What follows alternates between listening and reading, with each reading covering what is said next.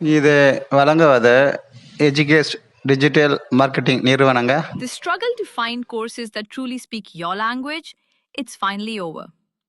Welcome to EduQuest, where learning is made just for you. At EduQuest, we bring you a wide range of online courses, from career building programs to skill boosting masterclasses, all in your regional language. Because we believe language should never be a barrier to success. Our courses are tailor made after understanding what today's learners really need. So why wait?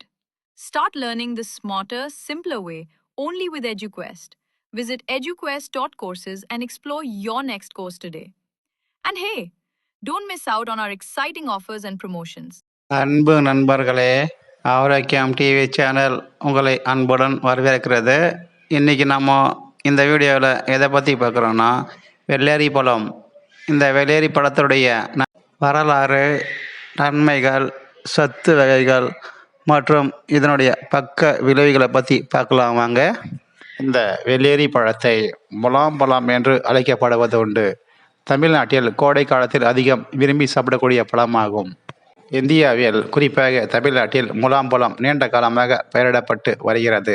சங்க இலக்கியங்களில் இந்த பல குறிப்புகள் இல்லை என்றாலும் தமிழ்நாட்டில் கிராமப்புறங்களில் இது பரவலாக பயிரிடப்பட்டு கோடை காலத்தில் அதிகம் விரும்பி சாப்பிடக்கூடிய பழமாகும்.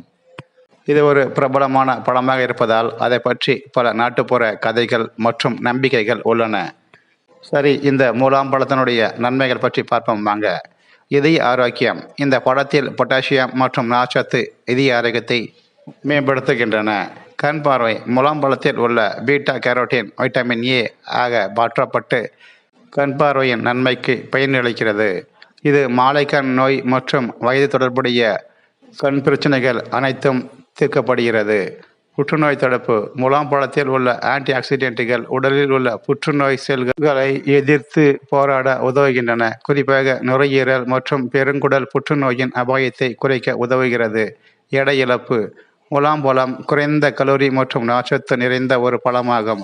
இது உடல் எடையை குறைக்க முயற்சிப்பவர்களுக்கு ஒரு நல்ல தேர்வாகவும் இருக்கும். நோய் எதிர்ப்பு சக்தி.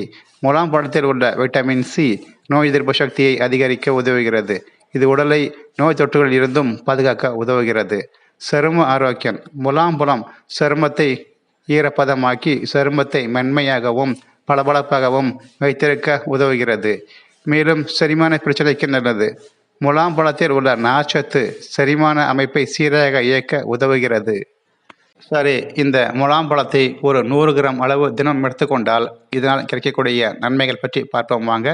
கலோரிகள் 34, கார்போஹைட்ரேட் 8.2 கிராம், சர்க்கரை 8 கிராம், நார்ச்சத்து 0.9 கிராம், புரதம் 0.8 கிராம், கொழுப்பு 0.2 gram, vitamin C 36 milligram, vitamin A 169 microgram, potassium 267 milligram, folate 21 microgram, calcium 9 milligram, magnesium 12 milligram.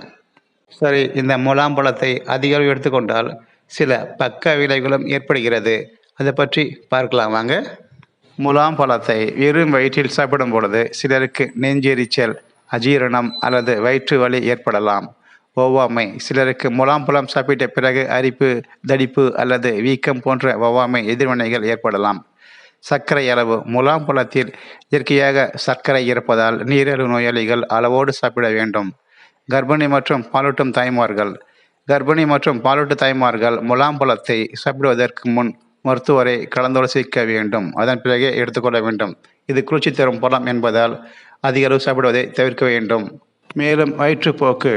அதிக அளவு இந்த முலாம்பழம் சாப்பிட்டால் அது வயிற்றுப்போக்குக்கு வழிவகுக்கும் அல்லது தளர்வான மலம் ஏற்படவும் வழிவகுக்கும். இந்த சேனல் பிடித்திருந்தால் சப்ஸ்கிரைப் பண்ணுங்கள், லைக், ஷேர் மற்றும் கமெண்ட்ஸ் பண்ணுங்கள். இந்த காணொலியை பார்த்ததற்கு நன்றிங்க.